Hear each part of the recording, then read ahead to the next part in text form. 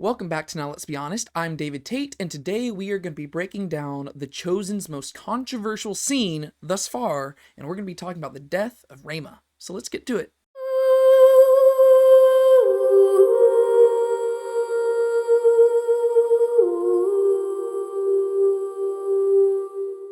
Before we hop into the breakdown itself, I just wanted to let you know that if you want to vote for what scene I break down next from The Chosen Season 4, you can hop over to my community page on this channel, and there should be a poll there where you can vote for what scene I should break down next. That being said, this breakdown is going to be a little bit different than the other ones I've done so far. Usually what I do is I basically play the scene, and along the way I pause it and I talk about it a little bit. And I'm still going to do that in this video, but it's going to look a little bit different, first and foremost, because there's really not any explicit biblical stuff in this scene itself. So I'm going to have less stuff to say. And so what I'm going to do is I'm going to play the scene, and along the way I'm going to pause it and I'm going to talk about it a little bit, but I'm mainly going to be analyzing it from an artistic and narratival perspective, right? I'm going to keep most of my own personal thoughts reserved for the end of the video. And then after we've watched the scene itself, I'm going to do two things. First off, I'm actually going to defend the creators of the show and the choices that they made in this scene, even though I don't necessarily agree with them. The issue is I've seen a lot of unnecessary flack being thrown in their direction because of the choices they made in this, and so I'm actually going to kind of rebut those, and I'm going to actually defend what they did in this scene and their right to do it. That being said, at the end of this video, I am going to offer my critiques, and I'm going to share why I personally do not like the decisions that they made in this scene, and I'll share why at the end. That being said, let's get into the breakdown itself.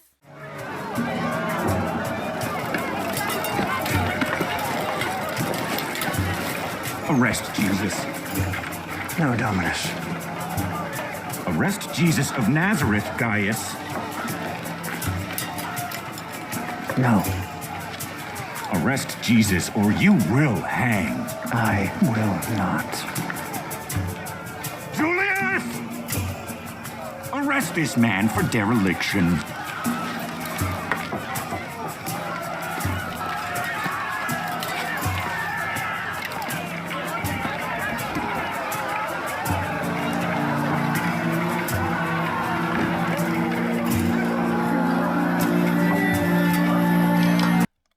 There's so much just in that opening scene right there that is just so beautiful from an artistic perspective. So first off, you've got three Romans, right? You've got Quintas, Julius, and Gaius, and these guys are basically a spectrum when it comes to their emotions and their devotions, right? So first off, you've got Quintas, who is having just the worst day of his life. He is on a breaking point, a snapping point. He is on the verge of just a breakdown, and we're going to see him continue to devolve over the course of this scene to where he's going to end the scene by basically murdering somebody, right? But then if you go to the other end of the spectrum, you've got Gaius. And Gaius is very calm, very collected, and he is choosing to serve Jesus in this moment. And at this point in the episode, we don't fully know why he's doing this. That's going to really be explained more when you get to episode 4. But we get to see total ends of the spectrum. One person demanding the arrest of Jesus and one person resisting the arrest of Jesus. And then in the middle of that, you've got Julius, who doesn't say anything in this scene, but he represents the definition of a conflicted character. He's willing to submit to Quintas, but you can tell that he probably still cares more for Gaius, and he's doing this very reluctantly. And so Julius kind of just represents this character stuck in the middle. And you actually get to see how this is all being broken down just through the interaction between Quintas and Gaius at the very beginning, right? So I just love, like, from a writing perspective, it's just done so well to where Quintas barges in, and he has to repeat himself twice, which Quintas does not typically have to do. He's used to saying something, and somebody immediately obeys, right? But he walks up to Gaius, and he says, "Arrest Jesus." And then Gaius says, "No, Dominus." To which Quintas responds, and he says, "Arrest Jesus, Gaius." To which Gaius responds, "No." And if you just notice the words that they use there, it tells you so much about their characters, right? So first off, Quintas, who isn't used to having to repeat himself, he starts off by just saying, "Arrest Jesus." But then whenever the person he's talking to doesn't respond, he actually has to state his name. "Arrest Jesus, Gaius." Right? I mean, that right there, it tells you that Quintas is becoming more desperate, right? He's like, "No, Gaius, what are you doing?" He can tell that Gaius is resisting him, right? But then if you go to Gaius, you will see that same resistance, right? Because he starts off by saying, "No, Dominus," right? So he's denying the order, and he's resisting the order, but he's still calling him Dominus. But whenever he answers a second time, he does not say Dominus. He just says no, because he is no longer serving Quintas as his dominus, right? And so just in those interplays, it's beautiful because Quintus begins by not talking about who he's addressing to, and then he ends by adding who he's addressing to, whereas Gaius does the opposite. He starts by responding who he's addressing to, but then he drops it, but for a different reason. He drops it because he no longer treats Quintus as his dominus. And then Quintus is forced to basically call to somebody else to do this job, and he has to turn on Gaius, right? Which is something that Quintus is not used to doing, and that reinforces what's been going on in this whole episode. They are trying to put Quintus in basically an unhinged state where he is in uncharted territories. He is used to being listened to, and even his own, like his own centurions, his own leaders, his own appointed officials, they are not listening to him, and it's making him absolutely desperate. Rest of you, arrest that man now!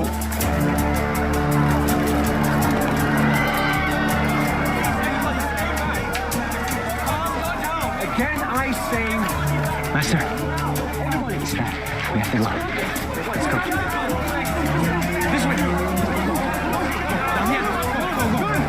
All right, one thing I want to highlight there just very briefly is that Peter comes up to Jesus and says, Master, it's time. And then Jesus willfully allows them to lead him away. That's just going to be important whenever it comes to something later. He's not being dragged away. He's willfully choosing to leave. Everyone, get out of the square! That man is under arrest!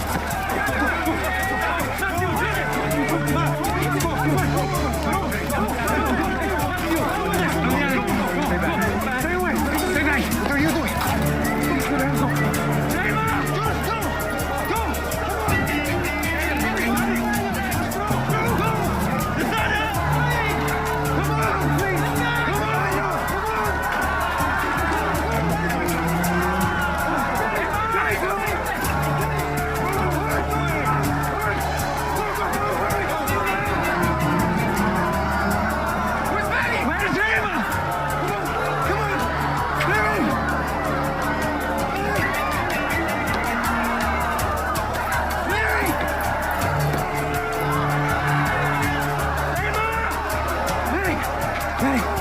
We have to go.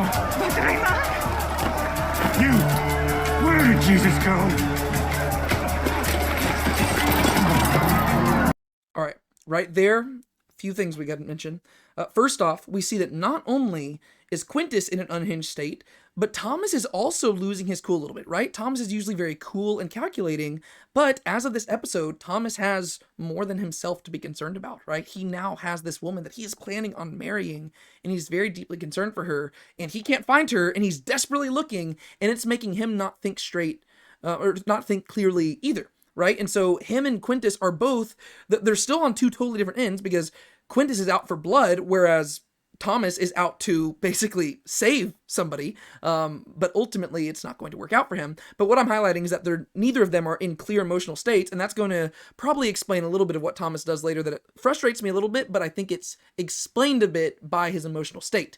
But then poor Quintus, oh man, I don't want to say I say poor Quintus, but like, it's poor for everybody else actually, because Quintus gets pushed down, right? Nobody intentionally pushes him, but people are getting trampled in this scene, and he happens to be one caught in the middle of it. He falls down, and that's going to make him even angrier. Let's see what happens. Where is he? Answer me!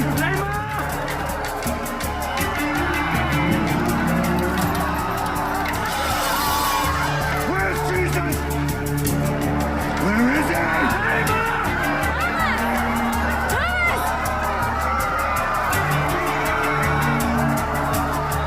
Come on, let's find the others. Stay back! Even Atticus realizes this is a problem.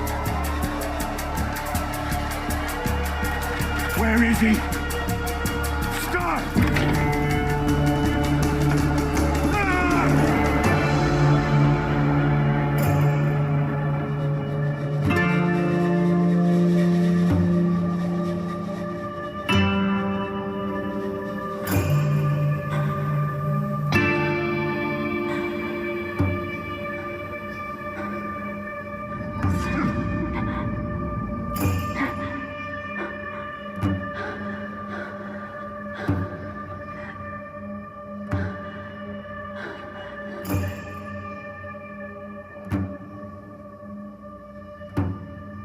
He's just not even processing it. You can see it in his eyes.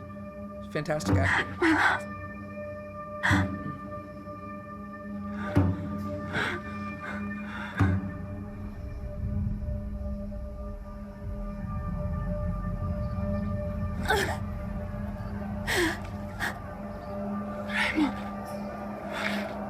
It's finally clear.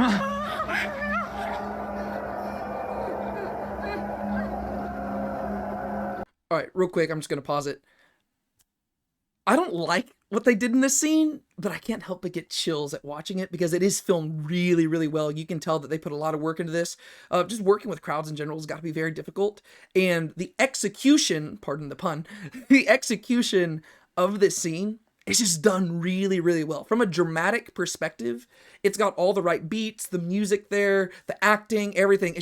It's done so well. Once again, if I set aside my own personal feelings about the scene, just looking at it from an artistic perspective, it's done well. The look on everybody's faces, even I was talking about the actor who plays Thomas, you can see that in his eyes, whenever he first looks at Ramah, it's just not even processing. He's in such a state of shock that what he's seeing is not computing in his head.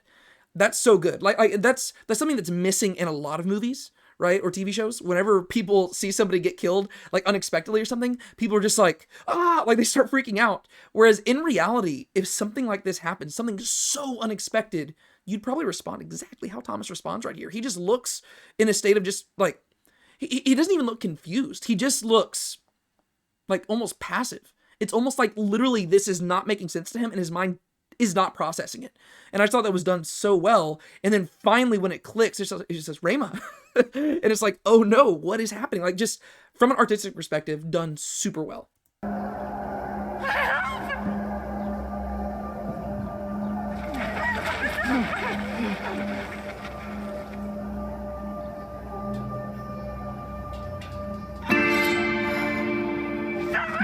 Sons of Thunder getting into action.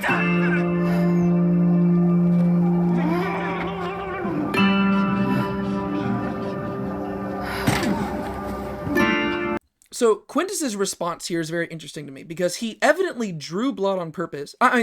He drew his sword on purpose and he stabbed on purpose, but he also seems shocked. Like, I don't know if this is his first time killing somebody or if he just didn't intend to do it, or it could be that he's realizing that his entire everything, like his life is falling apart before his eyes, right? He killed Ramah, but in many ways he almost killed his own self because he's going to lose all prestige, all the stuff that he once held so dear, right? He came out here because he wanted to be promoted, but he might be realizing that he's going to be demoted. But that's not really what I see in his face right here. It seems like he is more just shocked by what he's done. I'm assuming that this is supposed to be the first time he's ever killed anybody, and he's looking and he's realizing that this sword that he was using to assert his dominance can actually take a life. And I don't know, maybe for the first time he's beginning to see Jewish people as real people. I don't know. I'm really having a tough time reading his emotion here because given how he was acting before, I would have expected him to respond more like cool and calculating. Like to where this is exactly what he set out to do. But it could be that he set out to strike Thomas and Ramah got in the way. And so maybe he's just, I don't know, maybe he has more of a sympathetic heart towards female disciples and to male disciples. I don't know. I don't really know what he was going for. It seems like he was just caught up in a fit of passion and now he's realizing that there are consequences for what he's done.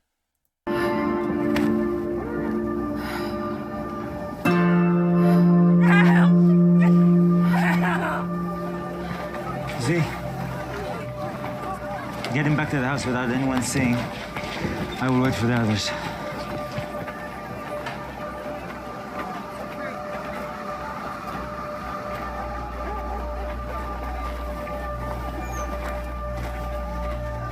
All right, right there, that moment right there is the thing that really makes or breaks this scene for people, right? Specifically, Jesus learning of Ramah's death. And it's actually interesting. I actually, I don't really listen to the round tables or the behind the scenes stuff in regards to The Chosen that often, but for this scene I did, and I heard Dallas explaining some stuff about this, and it actually explained something that really confused me whenever I was rewatching this scene for my Is It Biblical episode, which came out a while back. Because whenever I was rewatching the scene, I was so confused because whenever I'd first seen the episode in theaters, I could have sworn that the thing that made Jesus turn around was that he heard Mary Magdalene screaming. And sure enough, in the behind the scenes thing where Dallas Jenkins was talking about it, he explained that that is originally what had happened, right? Originally, whenever Jesus is walking away, the thing that caused him to turn around was Mary Magdalene's yelling, right? He heard her yell, he turned around, he realized something bad had happened, and he returns. That already didn't sit well with me. But then they changed it, and I think, to be fair, I do think that the change they made is for the better. But it still doesn't resolve the problems that I had. What they changed is they actually took out Mary Magdalene's yell so that instead, whenever Jesus turns around suddenly, it isn't Mary Magdalene's yell that's telling him what happened. It's actually like the Spirit of God communicating to him. And it's like the Father sending him, basically, it's almost like like a message. It's like the Father is DMing his son. And Jesus realizes, oh no, something has happened, right? And I do like that better, right? I think that from a theological perspective and from a creative perspective, that's just really interesting, right? Figuring out what exactly the interplay is between the Father and the Son, I think that's really cool. And so I do like that change in particular, because I think it enhances it. But it really confused me when I was rewatching the scene, like for my Is It Biblical? Because I was like, I could have sworn that he heard Mary Magdalene yelling, and that's what caused him to turn around. But sure enough, Dallas said that they did change that, and I think that's a better change.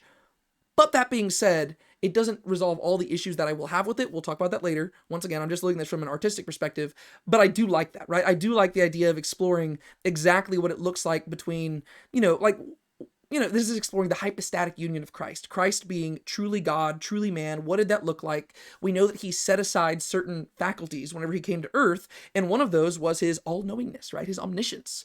There were certain things that Jesus limited himself to whenever he took on flesh, and it seems like he had to basically just be in constant communion with the Father, and the Spirit was constantly working through him and stuff like that. And so I think that from a creative perspective, that's a really cool idea. But the main thing that's worth highlighting here is that up until this moment, Jesus did not know that Raymond was going to die. That is made clear through the acting, right? He is pondering something ahead of time, but then he's getting ready to leave, and it's only as he's getting ready to leave that suddenly the Holy Spirit drops this bomb on him, and he's like, oh, I need to go back, right? And so that lets us know that he did not know about Raymond's death ahead of time, which I think does change the context of all of this immensely. But by the time he gets to Thomas, as we're going to see in a second, God has communicated to him that Raymond needed to die, right? But Jesus didn't go into it knowing that. Bye-bye.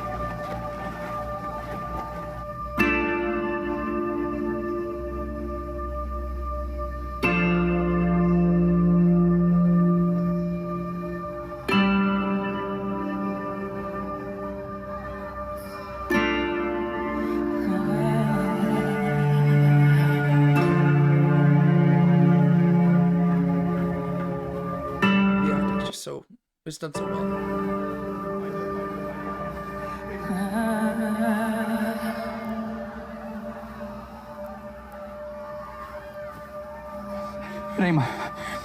Rama, hold on. You're fine. Rama. So you see Thomas going through stages of denial because he says, you're fine. I hate to break it to you, Thomas, she is not fine. She has been impaled by a sword. But you would naturally say stuff like this, right? I mean, this is, to be fair, I don't know if you would naturally say stuff like this. If you're in a state of denial, you probably would. But I think Ramah knows she's not fine. And I think in a realistic situation, you would recognize that. But I think he's probably just more so trying to encourage her. Remember what I told you. It's not over. It's not that time. Don't go, Ramah. Don't, please. I can't. Thomas, stay with him. That request right there lets you know how well Ramah knows Thomas. Because she knows that this is going to really mess Thomas up, right? Even as she's dying, she says, stay with him, because she is aware that he's not going to want to, right? So she knows more about Thomas here than we even knew, because I knew, like, whenever I kind of anticipated this scene coming at the beginning of the episode when I was first watching it, and I knew that this was going to have a huge impact on Thomas. Stuff like this can't happen and not impact you to it in a huge way, but I didn't think that they would go as dark as they do over the course of the season. I think that it went a lot darker than I was expecting, but Ramah seems to expect that, right? Ramah says right here, you need to stay with him, because she seems to realize, even in her dying breaths, that this is going to really challenge Thomas's faith. It's all I want. It's all I...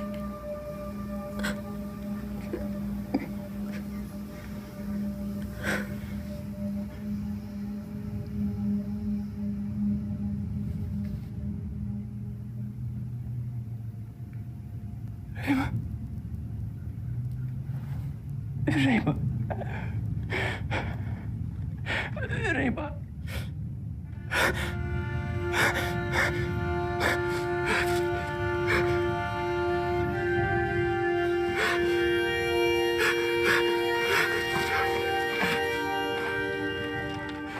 Heal her. Fix this. Thomas. You're here now, Rabbi. Please. This is a mistake. Thomas. I'm so sorry.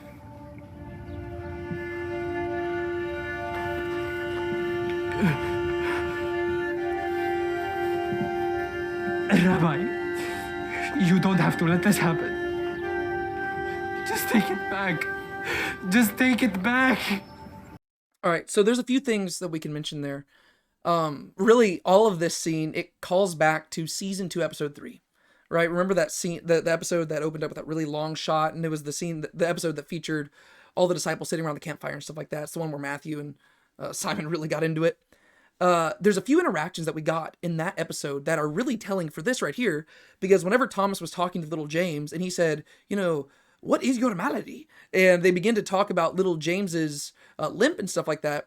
Well, Thomas told little James that if I had an issue like that, I would demand that Jesus, you know, fulfill it, right? Or that Jesus would heal me or heal it or fix the problem. Which tells you right back then what Thomas's character was. Thomas is a person who seemingly thinks that he is entitled to a miracle, right? For little James was more than content to kind of just endure it and let Jesus do what he wanted to do. Whereas Thomas, from the very beginning, season 2, episode 3, he said, no, I would insist that Jesus do this. That's exactly what we see here. But also, if you go back to season 2, episode 3, Ramah talked about how growing up as a child, she always thought that one day the Messiah would come in and save them from the Romans. Right? Like that the Romans would be coming in and in the last minute, the Messiah would swoop in like a knight on a white horse. That's not the language used, but that the Messiah would swoop in and save her. But instead, the Messiah did the exact opposite, right? The Messiah was fleeing while she got stabbed by a Roman, right? And so there's like expectation versus reality. And you really see all of that coming to a head in this. And then we get to see Thomas's reaction here, and he is upset and he is asking Jesus to heal him. We don't see him totally demanding it right here. He was a few seconds ago, but right here he's just pleading. And I think that this is naturally what you would do if you knew that Jesus could do the things that he can do, right? And he is desperately crying out to Jesus, but Jesus is saying no. And that's because at this point, Jesus knows that this is how things had to be. She might not be dead yet. You can heal, right? It is not her time.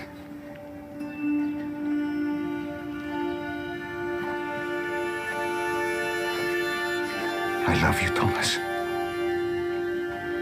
He loves you. I'm so sorry.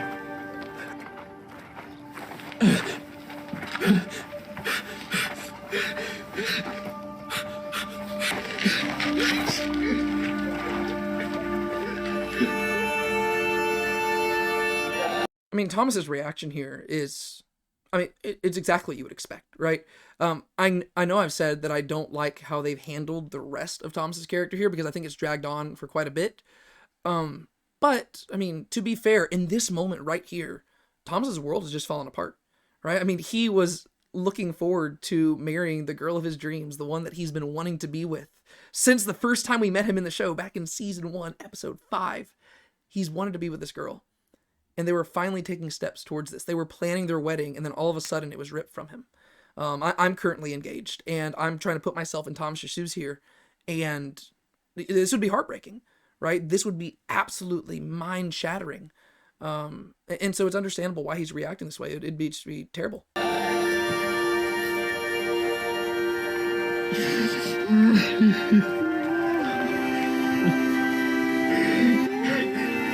love that look Jesus gives to the Father.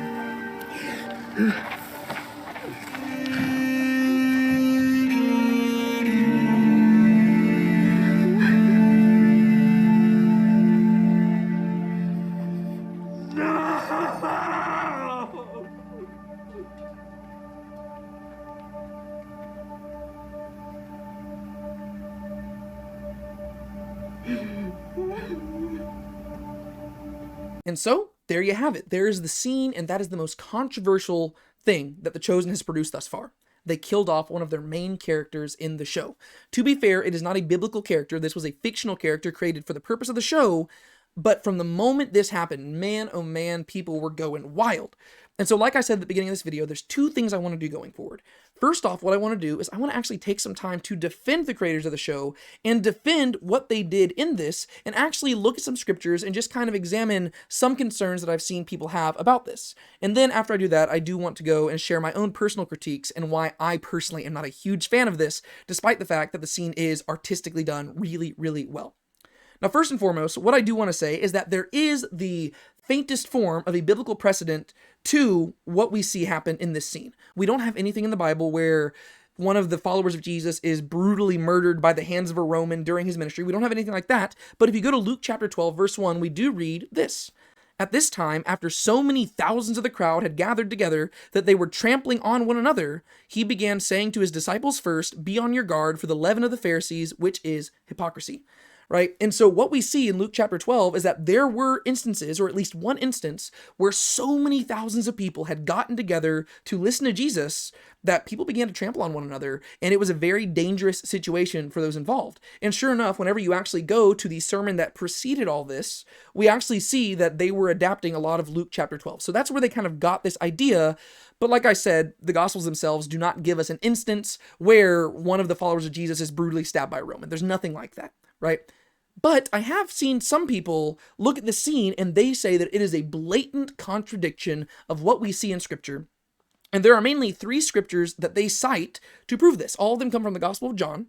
And what I want to do really briefly is I want to actually just look at these scriptures and see what these scriptures are saying. Because what I hear most people saying is they say that the scriptures clearly tell us in the Gospel of John that none of Jesus' followers died during his ministry. And while I do agree hypothetically and plausibly that is true, and specifically it's saying that they did not die a brutal death, right? Because we know that some of his followers died because, Lazarus died, but Jesus raised them back to life, right? And so some people might argue that as well. Hypothetically, I do agree with what you're saying, because I think that if one of Jesus' followers died in this manner, I think it would have mentioned that. But to be clear, the showrunners are not claiming that one of Jesus' followers did die in this manner. The Chosen is not the Bible. The Chosen is a fictional story exploring what it could have been like to be a follower of Jesus, right? And so they're not claiming that this happened, and so we wouldn't expect to find that in the Bible. The question is whether or not it could happen. That's a big thing, that's a big distinction to make. They're not saying it did happen, we're asking whether or not it could. That's really what this show is. It's an exploration of creative liberties, right? And you have to be very careful with that. We'll talk about that in a little bit. And so I've seen a lot of people saying that this could not happen because none of Jesus' followers died during his ministry, and he clearly states that, in which case this would be a contradiction of that. And the first verse that I've seen people cite is John chapter 6, verses 38 and 39, right? The context of John chapter 6 is basically the feeding of the 5,000, followed by the walking on water, and then whenever a bunch of people follow Jesus, he gives what is known as the bread of life discourse. And during that discourse, he says this, "For I have come down from heaven, not to do my own will, but the will of him who sent me. Now this is the will of him who sent me, that of all that he has given me, I lose nothing, but raise it up on the last day." So a lot of people will look at John chapter 6, and it says, "Of all that he has given me, I lose nothing, but raise it up on the last day." And they'll say, see, it was God's will that Jesus did not lose any of his followers. The thing is, if you actually look a little bit more closely into what he's saying there, it actually sets up the expectation that his followers will die. Because he says, "Of all that he has given me, I lose nothing, but raise it up on the last day." Well, if you are raising something up, the implication is that they died first. And so the context of this is entirely different, right? Jesus is not talking about physical death here. He is talking about the hope that we can place in him, that if we have placed our faith in him, he will not lose us, right? No, we are going to be raised up on that last day, right? So John chapter 6 has nothing to do with physical death. The next two verses we're talking about, though, they actually do have to do with physical death, and so we have to go a little bit more in depth there, but I think it'll all be clear very quickly. John chapter 17, the context behind this is that John chapters 13, 14, 15, and 16 are what are collectively known as the Last Supper discourse, because it starts at the Last Supper, and Jesus begins teaching his followers, his disciples, his apostles, right? That's key. And then they get up and they begin walking their way to the Garden of Gethsemane. And as they reach the garden, in John chapter 17, Jesus begins to pray. And in the prayer, he says this in John chapter 17, verse 12. While I was with them, I was keeping them in your name, which you have given me. And I guarded them, and not one of them perished, but the son of perdition, so that scripture would be fulfilled. Right? And so you look at that, and it seems very clearly to be saying that not a single one of Jesus's followers perished except for the son of perdition. And by the son of perdition, he is talking about Judas Iscariot, who we know went on to go and kill himself, unfortunately, because of what he did, right? He betrayed Jesus, he went on and killed himself rather than repenting, right? He was so distraught by what he'd done that he went and took his own life. And so Jesus right here is prophetically speaking of what Judas is going to do within the next few hours, right? Jesus hasn't even been betrayed yet, but he is saying that the son of perdition, Judas, is going to go kill himself. But other than that, Jesus did not allow any of his followers to perish. Or is that what he's actually saying? Notice what I mentioned earlier. Whenever Jesus is giving the Last Supper discourse, his words are primarily directed towards his apostles.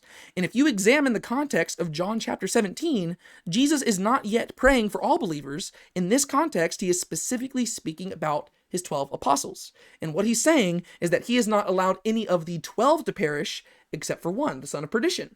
Well, it just so happens that Ramah is not one of the 12. Right? She is a disciple of Jesus, and that's not who Jesus is talking about in John chapter 17. He's talking about his apostles. He's saying that I kept them safe, except the son of perdition, right? The son of perdition is going to go off and kill himself, but the other 11 are safe and secure, as we see throughout the rest of the Gospels and into the book of Acts. And then that also clarifies John chapter 18, because Jesus is actually going to reference the words he just said, right? John chapter 18, this is whenever Jesus is getting arrested. Therefore, he again asked them, starting in verse 7, "Whom do you seek?" And they said, "Jesus the Nazarene." And Jesus answered, "I told you that I am he. So if you seek me, let these go their way, in order that the word which he spoke would be fulfilled. Of those whom you have given me, I lost not one." Right? And so whenever they come to arrest Jesus, Jesus says, "Who are you looking for?" They say they're looking for him. And he says, "Okay, well, take me and let these others go away." Keep in mind, who are the people who are with him in the Garden of Gethsemane? It's the 12 apostles. Right? And really, all 12 of them are here because Judas just betrayed him, right? But whenever Jesus says, "Let these guys leave," it cites that this is the fulfillment of what Jesus said in the previous chapter. Whenever he says, "I have not lost one," right? And so Jesus is protecting his 11 apostles by asking for them to be set free rather than being punished alongside him, right? And so, once again, the only thing that the Gospel of John is asserting is that Jesus never allowed any of his 12 apostles to die during his ministry. It doesn't speak about any of his other followers. Once again, I don't think that this sort of thing would have happened, because I think if one of Jesus' followers did die in such a way, it definitely would have been mentioned in the Gospels, if anything, just to show the cost of discipleship, right? So I think if something like this had happened, it would be mentioned in the Gospels. And so I'm not saying that this did happen, but I'm saying it's not impossible, right? Theologically, it's entirely possible that Jesus could have allowed one of his disciples to die, because he wasn't simply talking about his disciples in those passages. He's talking about the apostles, right? And so theologically, there's nothing inherently wrong with this. Because whenever you actually look throughout the rest of the New Testament scriptures, and the Old Testament for that matter, the Bible is constantly promising suffering to Jesus' followers. And if you actually look at the Last Supper discourse, which we were just quoting, Jesus is telling his own apostles that they will expect suffering, and that they will suffer, and that many of them will go on and die. And so, hypothetically speaking, and theologically speaking, I do not have a problem with what happens here. Right? Because I have no problem with Jesus allowing his followers to suffer. I have no problem with one of his disciples even dying, right? Because to me, one issue that I've seen people have with this is just that they're saying, my Jesus would never do this. This is even, I saw how Dallas and them responded to this scene initially, and they were saying that one of the biggest things that they heard is that my Jesus would not allow Ramah to die. Right? Because from their perspective, Jesus does not allow this suffering. And Dallas talked about how he's offended by that and stuff like that. But to me, that's not my issue. Because personally, if you know my story, you know that I have experienced a death not exactly like this, but not too far away. Right? My dad was like my best friend. And 4 years ago, him and I were out riding our bicycles, and he crashed his bicycle.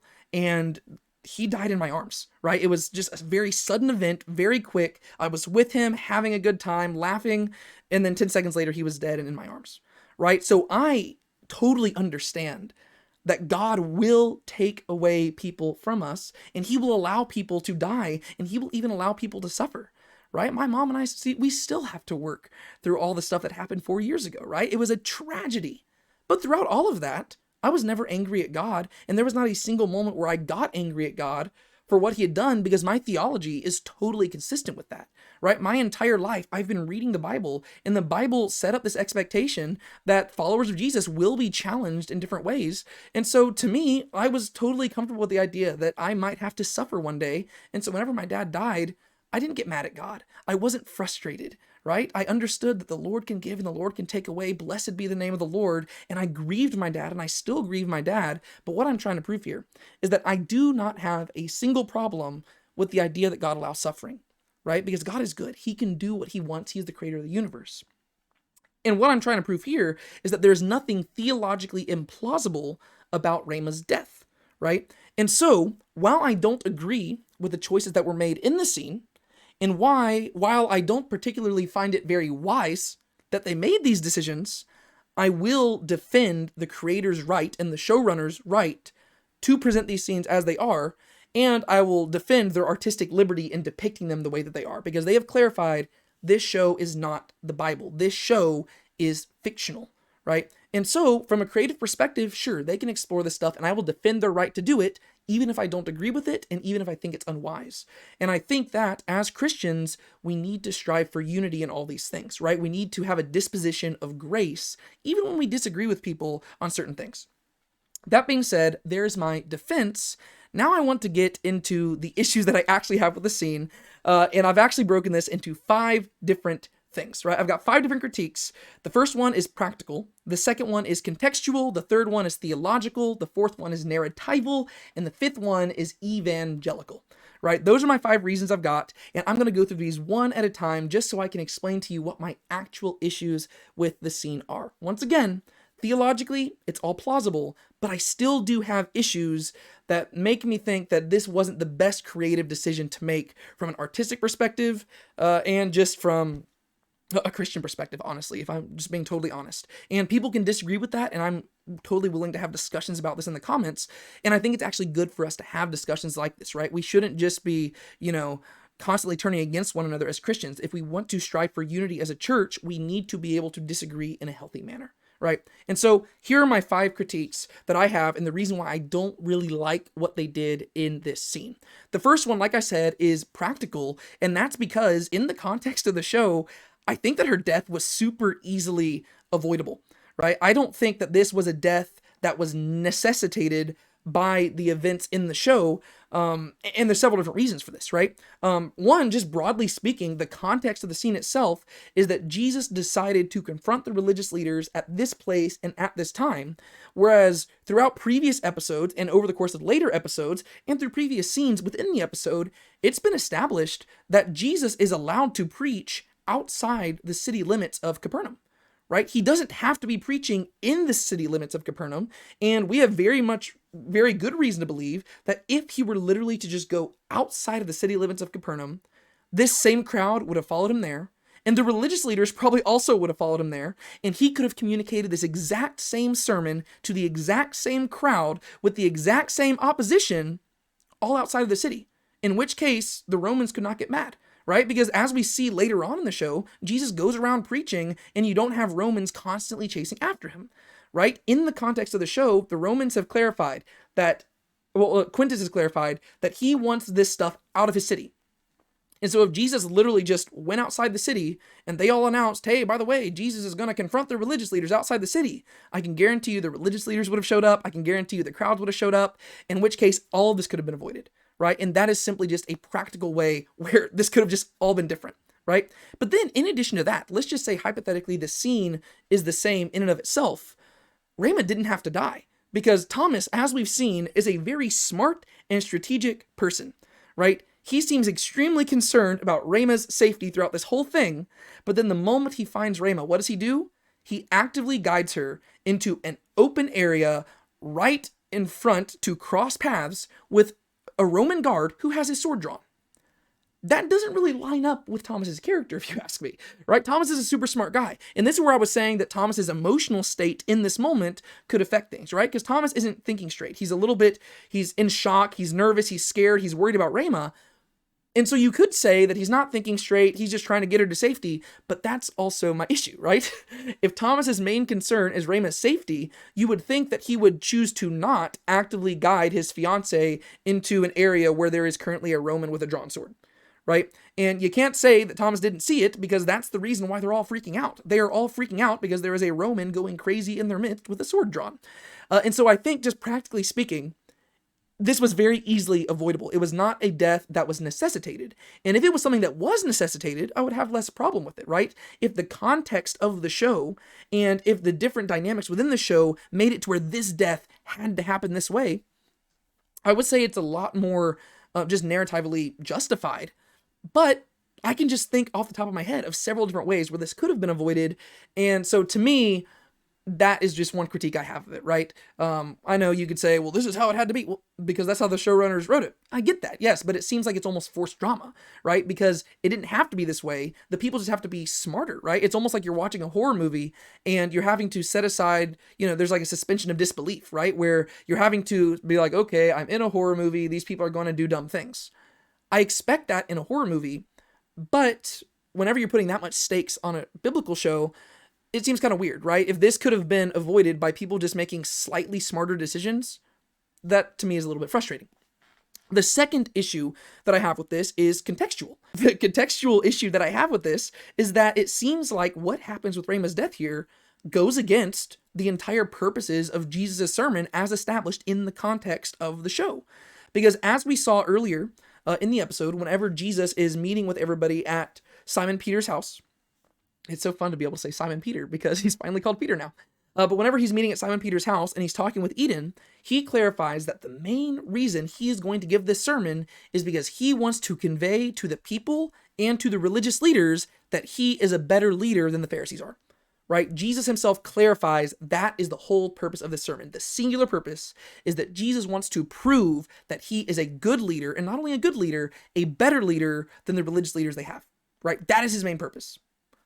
To me, that seems a very big issue whenever the whole scene culminates with Jesus fleeing to safety while one of his followers is killed. Because it seems like you're communicating that Jesus is actually not a very good leader at all, unless the whole situation is warranted, which takes me back to the first thing, right? There is nothing within the context of the show that demanded that this sermon needed to take place at that time. Right? The only thing in the context of the show that demanded that this scene take place right here, right now, is Jesus saying that he's wanting to prove he's a good leader. Well, why could he not prove that he is a better leader outside of the city limits? Why could he not prove he's a better leader in a different manner? Right? But instead, he's the one who chose to do it within the city limits. And so to me, it seems that he unnecessarily disregards his disciples' concerns, right? Because leading up to the sermon itself, you have a bunch of Jesus' followers who are talking with each other, such as Peter and Matthew, and they're talking about the fact that this does not seem like a particularly safe situation to be going into. And I guess you could argue that they communicate that they failed to communicate that to Jesus, but at that point, you're arguing that his followers are more perceptive than he is. Right? Well, no, Jesus is aware that this is a dangerous situation, and so he willfully disregards his followers' concerns and his own awareness of the danger of the situation, and he willfully chooses to lead his disciples into the situation. He also is unnecessarily disobeying the public edict that has been given to ban public gatherings in this manner, right? Which to me also is a bit of a theological issue because the Bible makes such a big deal out of submitting to authorities. And once again, you could argue that Jesus is the God of creation, therefore he doesn't have to submit to authorities. But you also have to remember that Jesus is setting an example for his followers. And so if he is going to resist authority, it needs to be necessitated by the context of the show, which I've already talked about isn't in the show, right? There's nothing that's necessitating it had to be this way. Jesus could have avoided being a rebel, and he could have just chosen to go and preach this sermon outside of the city, and all the same people would have attended, and Quintas wouldn't have had to get mad, right? And so to me, he's unnecessarily disregarding his followers' concerns. He's unnecessarily leading his followers into this situation and rebelling against authority and disregarding the edict about public gatherings. And then the worst thing is that he flees to safety while he leaves behind his followers to die.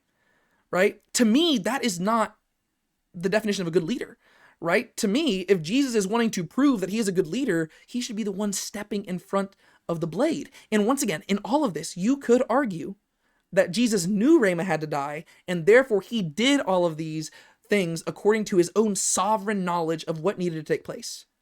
But that's where I'm saying that scene after the fact disproves all that, because we know that Jesus did not know these things had to happen, right? Jesus was not aware of Ramah's death until after the fact, and that's whenever basically the Spirit of God let him know what was going on.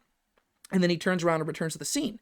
If Jesus knew about this ahead of time, all of my concerns here would be kind of set aside, because you could argue that he simply knew this had to be the way it was, and that kind of just alleviates all the tension, right? It's like, okay, well, he knew it had to be this way. He knew Ramah had to die. We're good. But no, Jesus did not know. And Jesus apparently wasn't even struggling with this. He was disregarding all these things and unnecessarily leading his followers into this situation all for nothing, right? He was on his side, he was not aware that he was leading them into a place where Ramah was going to die. He knew he was being a rebel. He knew he was leading them into dangerous situations, but he was not aware of the ultimate cost of it, which to me is a little bit of an issue. This is not the depiction of a good leader. A good leader leads his people into danger if it's necessary. And as we see later on, he becomes aware that it's necessary, but he was not aware of that when he led them in, right? And so to me, that is a really big issue, which then leads me to my third critique, which is in fact actually a little bit theological. And that's because it goes back to what I've already kind of addressed. Jesus escaping seems to me personally to go against Jesus' character. And once again, I am not saying that Jesus does not allow his disciples to suffer, right? Jesus allows his disciples to suffer, and you've probably experienced suffering in your own life, and there are plenty of people in the world right now who are suffering way more than I've ever suffered, right? There are people who are laying their lives down for Christ, and the biblical expectation is that genuine followers of Jesus will suffer in some extent and will face some sort of persecution, right? And so I'm not saying that Jesus doesn't allow that, but I'm saying that Jesus' willful choice to escape danger while leaving his followers behind to endure that danger, that seems a little bit weird and out of character for the Jesus that we see in the Gospels. Because remember, the whole reason that Jesus came to us in the Gospels was to suffer on our behalf, right? He came there to suffer for us.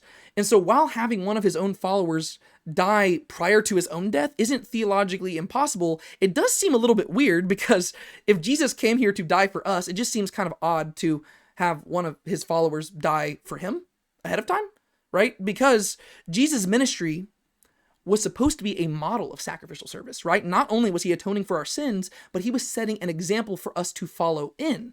But now you have Ramah, who is almost like, she's almost like the model for Jesus now, because she's the one who dies for the sake of somebody else. And now Jesus is going to follow in her example. And it just seems kind of weird, because the whole purpose of Jesus' ministry was to set that example of sacrificial service, right? Jesus is the one who takes the bullet for us. We're not the ones who take the bullet for him, right? And the reason why we take bullets for others now is because of what Jesus did for us, right? We follow his example. We don't set the example for him, right? And so to me, once again, this is very weird, and it seems out of character for Jesus to do this, right? It seems out of character for a leader in general to do this, because think about this in the context of like a marriage, right? In a marriage, right, you've got the husband and the wife, and the husband is supposed to be the leader of the household, right? Imagine that somebody broke into the house and the husband became aware of this, and rather than going down to defend his family, he chose to escape out the window, leaving his wife and his child to defend the house while he escaped into the distance. Everybody would agree that that is a terrible husband and a terrible father and a terrible leader.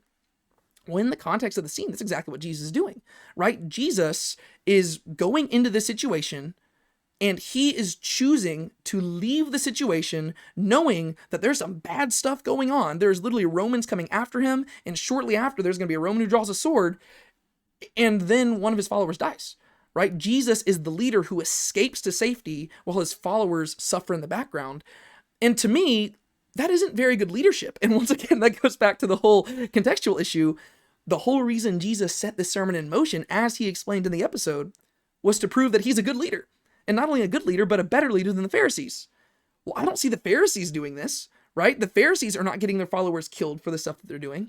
And so to me, it shows that Jesus is not a good leader, and it shows that he's not a better leader than the Pharisees. And so it seems to actually go against the whole purpose of the sermon, right? You don't prove that you're a good leader by simply criticizing other leaders, right? Because anybody can be critical, right? The reason why Jesus' criticisms are so awesome in the Gospels is because he's proven that he is not like them, right? He has proven that he actually does care for his followers, and he is proving through his life and through his sacrifice that he's willing to die for them, right? And so whenever you actually read Jesus' criticisms in the Gospels, there's some weight to them, right? They're not simply words that he is speaking to give it to the man or be a rebel. He's saying these words because he's genuinely expressing his compassion towards his followers and his hatred of what the religious elite have become in Israel at that time period, right? And so that's why his criticisms hold so much weight in the Gospels. It's not simply because he said them, right? I could walk up to somebody and I could say the same words that Jesus says.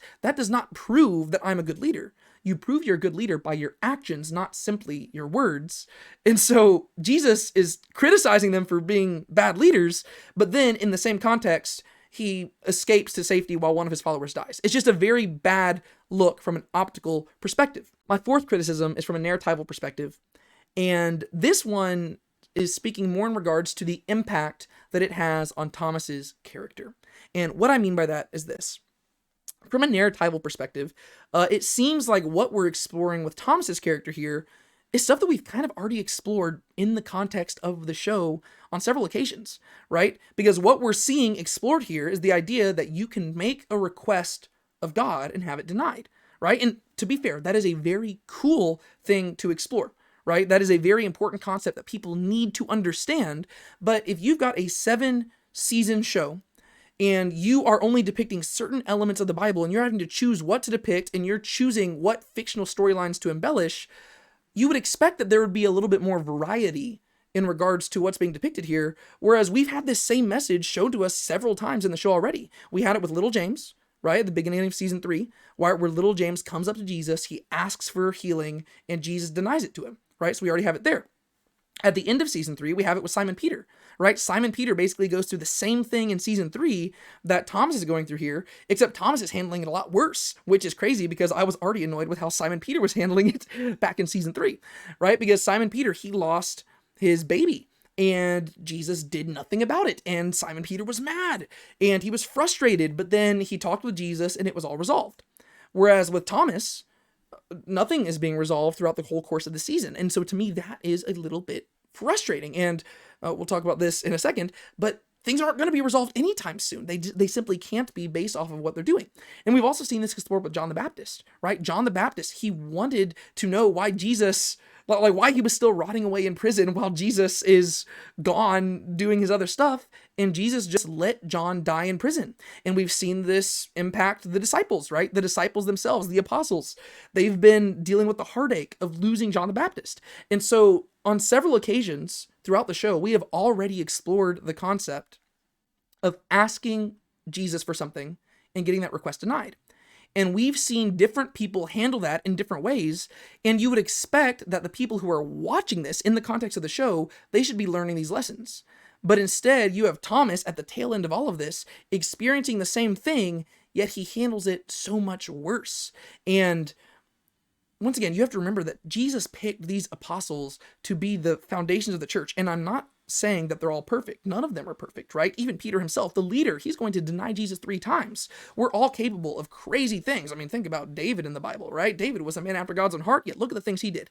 I'm not saying that they have to be perfect, but I'm saying that Thomas's reaction, both here and going forward throughout the rest of this season and presumably into the next 2 seasons, this is not what you should expect of a leading follower of Jesus, right? Because what's going to be the end result of this scene is that Thomas is going to have bitter animosity against Jesus for basically the majority of Jesus' ministry. Because this season, whether you realize it or not, it accounts for the most of Jesus' ministry because there's a huge time jump, which basically gets us to the end. And so that means for the majority of the time that Thomas has been following Jesus, he has been moping around in self-pity. And once again, different people handle grief in different ways. But for those who have faith, we are not supposed to grieve as the world grieves. And we should empathize with people and we should show compassion to them. but we have to react differently. Once again, whenever my dad died, I was never mad at God. I was never frustrated at God. I understood that. And I'm not saying that everybody has to have that reaction, right? But I'm saying that if you study the Bible and you study scripture, that really should be your reaction. Like, to me, I empathize with people who get angry at God, but to a degree, I also have always had a very difficult time understanding that, because even whenever I lost my dad, it was something where it's like, yes, like, I don't base my reactions off of life experience. I base it off of principles and values that I have come to uphold because of scripture, right? And if scripture teaches me something, I'm going to believe that, and regardless of life experience, I'm going to call upon that, right? And I think that's what we're called to do. And I don't think that's only for the religious elite. I think that's the general expectation that the Bible places on us. And so to me, it's very frustrating to see how we keep kind of going back to this same narratival issue, to where literally Simon Peter, John the Baptist, little James, like we're doing the same thing over and over again. It's like rinse and repeat, but like Simon, like the further we go into the show, the worse people are responding, right? Little James responded really well. John the Baptist responded well. Simon Peter, not so good. Thomas, terrible, right? And so we're exploring the same themes, yet people are getting worse in their responses, not better.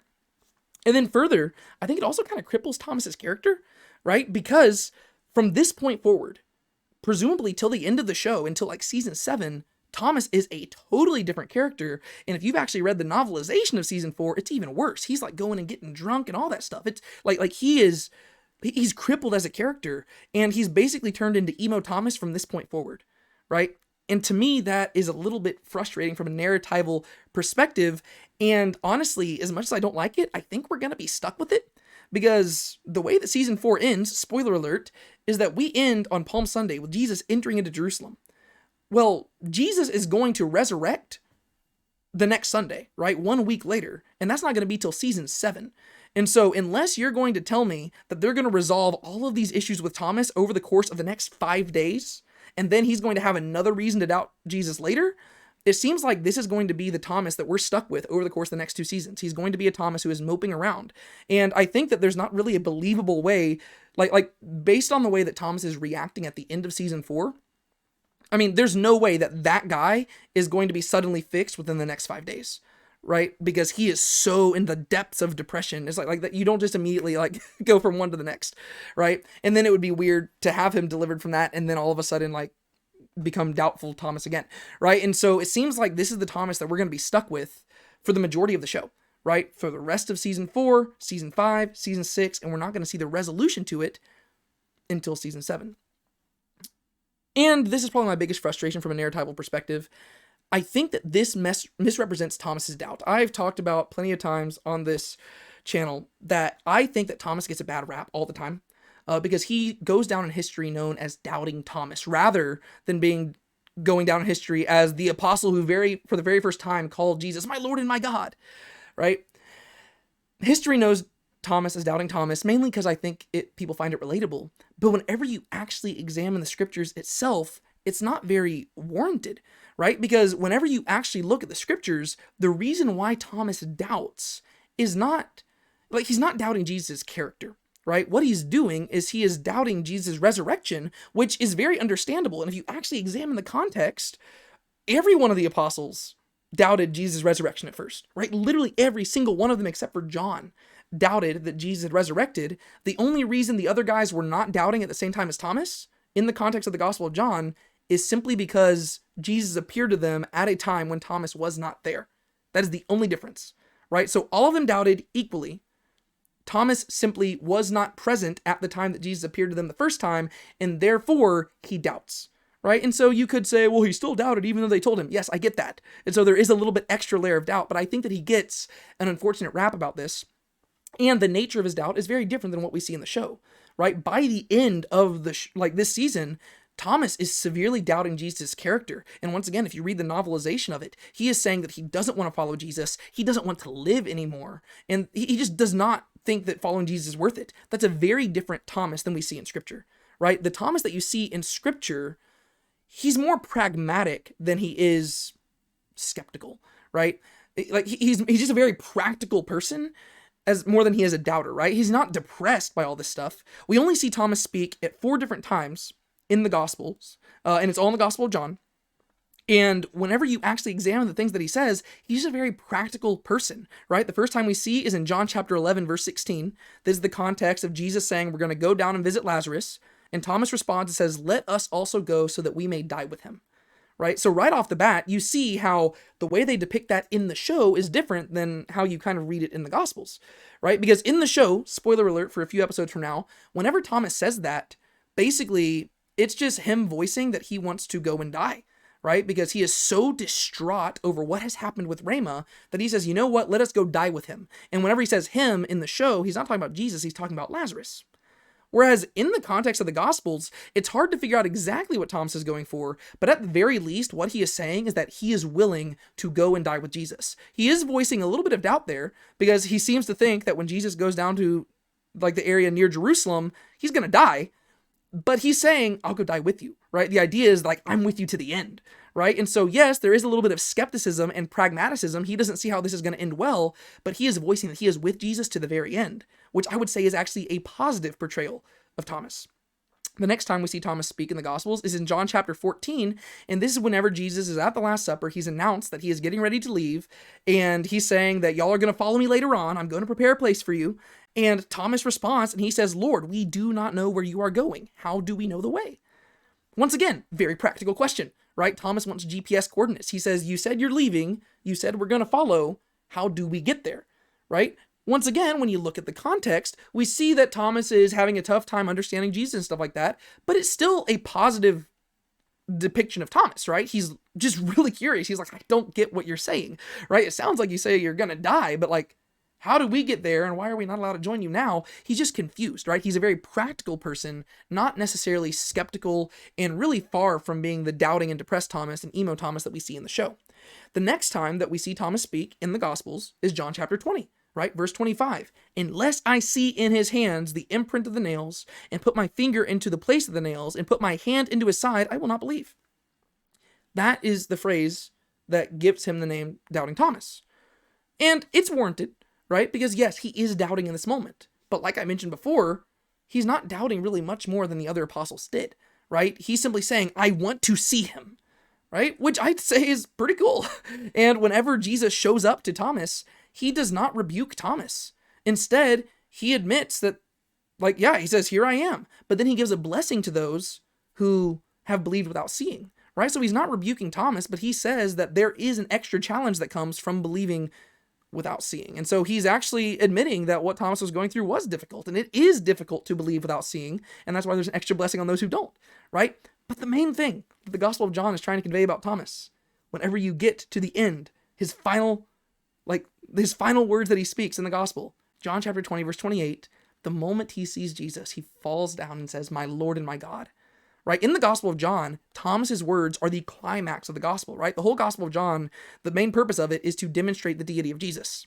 Thomas is the very first person to call Jesus explicitly God, right? And so I really get frustrated that Thomas goes down in history as Doubting Thomas, because he should be the person, like he's literally the climax of John's Gospel. He's the person who has believed that Jesus is the Son of God, and by believing has found life in his name. Which brings me back to the scene itself, because the way that they have set up Thomas's doubt in this scene, I don't really see how the resurrection of Jesus is going to solve the problem, right? And once again, I'm getting near the end here. I don't see how that's going to, I don't see how those things fit, right? Because in the context of the Gospels, Thomas's doubt is not about Jesus' character. It is about Jesus' resurrection. Okay? Well, in the context of the show, Thomas is doubting Jesus' character and whether or not he's willing to, whether or not he deserves to be followed, right? Thomas is questioning whether or not he even wants to live.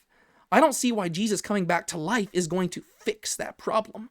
And I guess you could argue that over the course of the next 2 seasons, they're going to kind of reframe this a little bit so that it works. But once again, the next 2 seasons are going to take place over the course of 5 days. And so while it's going to be drawn out for us, you've got to realize it's a very quick amount of time. And so there's going to have to be a big suspension of disbelief if they do reframe that. That then leads me to my 5th critique. And this one's going to be the briefest one because I don't have a whole lot to say about it. But this is my evangelical critique of it. It's just the fact that this scene in general seems to unnecessarily put Jesus in a very awkward light, right? And the reason I say this is evangelical is because I think that as Christians and as Christian artists, we have a responsibility for how we portray Jesus, And if Jesus chooses to put himself in a negative light, as he does very often in the Gospels, that's okay, right? If Jesus chooses to do that, that's awesome.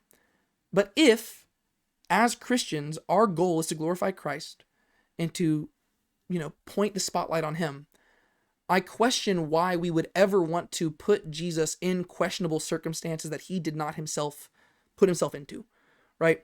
And that's why ultimately I say that I think that this scene was unwise, right? Once again, I will defend the creator's right to do this. They have that liberty. They can do that. I just personally don't think it's wise because I think that it misses the point of our responsibility as Christians. And I'm not saying that the showrunner's goal was to depict Jesus in a bad light. I'm not saying that. Don't misrepresent don't mishear what I'm saying. I think that their goal is to glorify Christ. I think this just might have been something where they were so excited about the drama of the scene that they might have slightly overlooked the implications it has, right? Because if you're actually watching the show and you're analyzing it from a deeper perspective, which is what I kind of actually do with everything I watch, it doesn't really hold up to scrutiny, right? It's a really good scene, like I analyzed at the beginning of this, artistically, right? It's filmed well, it's acted well, it's done super well, but I think it does have the unfortunate effect of putting Jesus in a very questionable light to where it seems like he doesn't know what he's doing, right? Because he thinks that he's depicting himself as a good leader. And whenever you come out of this episode, you have to somehow reconcile the idea that Jesus thinks he is a good leader for criticizing other leaders while also leaving his followers to die while he escapes to safety. You have something else to wrestle through, right? And then going forward in the next episodes, Jesus doesn't directly talk to Thomas. And I know that the creators have explained, oh, well, that's because Thomas wouldn't respond well to it. I get that, but you've got to try, right? You can't simply say, well, Jesus knew better. Yes, I get that, but he needs to take the effort. But instead, throughout the next episodes, Jesus just hands off Thomas to other people, and Thomas eventually is going to get mad at him, and he's going to say, you haven't talked to me. And so to me, I think it just puts Jesus in a very awkward light to where he doesn't really come across as looking as a good leader. And I think the reason I say this is evangelical, I think it could have the unfortunate effect of putting a bad taste in people's mouths, people who might not know the biblical Jesus that well. Once again, it's not the creator's responsibility to show them the biblical Jesus, right? They can do whatever they want. But as Christians, would we want to misrepresent Jesus? And I'm not saying that they intended to do that, but I'm saying that whenever you actually examine the episode, it might have that unfortunate consequence. And so that's all I'll say, right? Like I said, I disagree with it. I think it was a bit unwise, but I will defend their right to do that, right? Because I think we do have that creative liberties, right? I think that we are free in Christ Jesus and we can do that. And we have to just use our best discernment. And this is a place where me and the creators disagree. And you might disagree with me, and that's totally fine. I don't mind having disagreements because I just love the conversations that come from it. But I hope you can kind of understand where I'm coming from in this particular episode. That being said, I've talked enough. I would love to hear your thoughts in the comments down below. If you like this video, be sure to like it, hit the thumbs up button. And then if you like this channel, subscribe to it, turn on notification bell, do all that jazz. I will see y'all next time to talk probably about more episodes of The Chosen. So have a great day. Keep a smile on your face. Don't let anybody steal your joy. And of course, Maranatha. And remember who you are. I forgot about that one.